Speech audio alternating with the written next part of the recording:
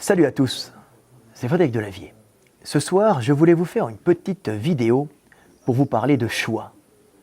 Pour vous parler de choix dans le vote de ceux qui nous dirigent, et pour vous expliquer pourquoi les hommes ne votent pas pour le plus compétent, mais votent le plus souvent pour des incapables, des sots, parfois des gens de qualité qu'on leur présente, sans réellement vérifier leur véritable valeur et leur véritable compétence.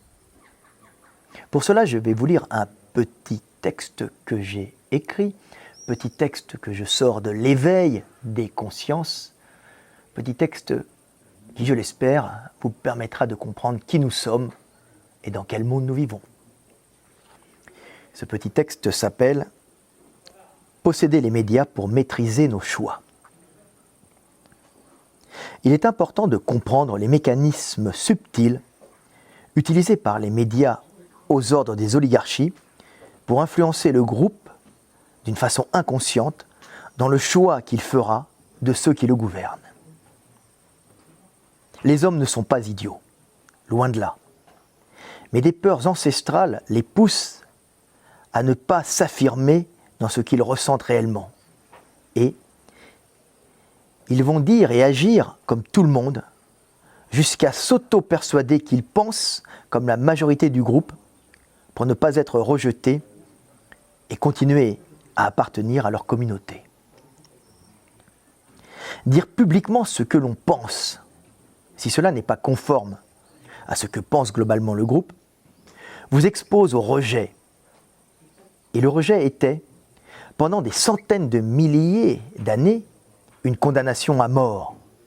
Car l'homme, cet animal social par excellence, est incapable de survivre seul. C'est pour cela qu'il recherche de tout son être le lien social et l'intégration dans la société. Cette peur du rejet génétiquement inscrite en nous pousse l'homme au conformisme.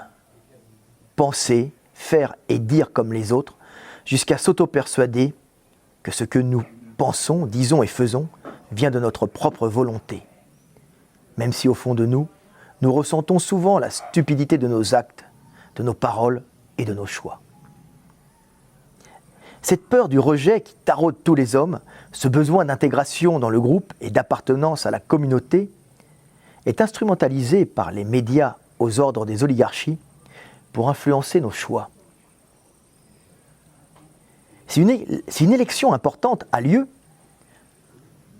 la plus efficace technique des médias pour orienter le vote du peuple n'est pas la propagande martelée chaque jour pour diaboliser tel parti ou encenser tel autre. Car même si cela a une influence certaine, les hommes, si stupides qu'ils puissent paraître, ont au fond d'eux cette capacité de raisonner logiquement par l'analyse pragmatique qui les pousse à instinctivement comprendre les situations. La plus efficace et la principale technique utilisée par les médias pour pousser l'homme à choisir son maître ou son chef, c'est avant tout de le persuader que la majorité votera pour tel individu et que pour rester dans le groupe, il devra adopter le point de vue du groupe et suivre ses choix. C'est bien plus subtil que de vanter les qualités d'un tel et de son programme ou les défauts de son concurrent.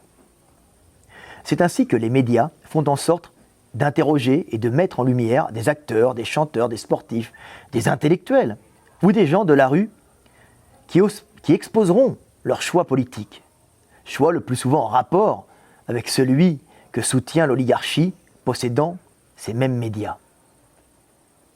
Et de bien expliquer que tout le monde pense de cette façon. La peur inconsciente d'être rejeté profondément inscrite au fond de son génome forcera donc l'homme à faire comme ce qu'il croit être le choix global du groupe. La force des médias pour orienter le choix du groupe n'est donc pas d'expliquer que celui-ci est bien ou que celui-là est mauvais, mais plutôt d'affirmer que majoritairement le groupe votera pour celui-ci qui est bien.